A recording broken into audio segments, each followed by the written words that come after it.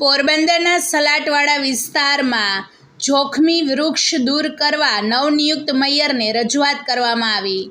પોરબંદરના સલાટવાડા વિસ્તારમાં જોખમી વૃક્ષ આવેલ છે। આ વૃક્ષ ચોમાસા પૂર્વે દૂર કરવા સ્થાનિક આગેવાન દ્વારા નવનિયુક્ત મેયરને રજૂઆત કરવામાં આવી હતી। પોરબંદર શહેરમાં વર્ષોથી ખારવાવાડ વિસ્તારમાં જર્જરિત મકાનો આવેલા છે, ત્યારે આ જર્જરિત મકાન વચ્ચે આ વિસ્તારમાં સલાટવાડા વિસ્તારમાં દુઃખભંજન મહાદેવના મંદિર નજીક વર્ષો જૂના વૃક્ષ આવેલ છે।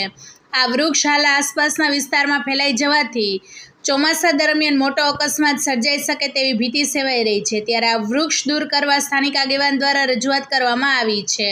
રિપોર્ટર સિદ્ધાર્થ બુદ્ધદેવ, પોરબંદર। વધુ સમાચાર જોવા માટે અમારી યુટ્યુબ ચેનલને સબસ્ક્રાઇબ કરો અને અમારા ફેસબુક પેજ અને ઇન્સ્ટાગ્રામ પેજને ફોલો કરો। પોરબંદર શહેરના સલાટવાડા વિસ્તારમાં દુઃખભંજન મહાદેવનું મંદિર ખૂબ જ પૌરાણિક છે અને અહીંયા એક મોટું ઝાડ ઉગી નીકળ્યું છે। એ ખૂબ જ મોટું ગંભીર જળ સંકટ ઊભું કરે એવું છે।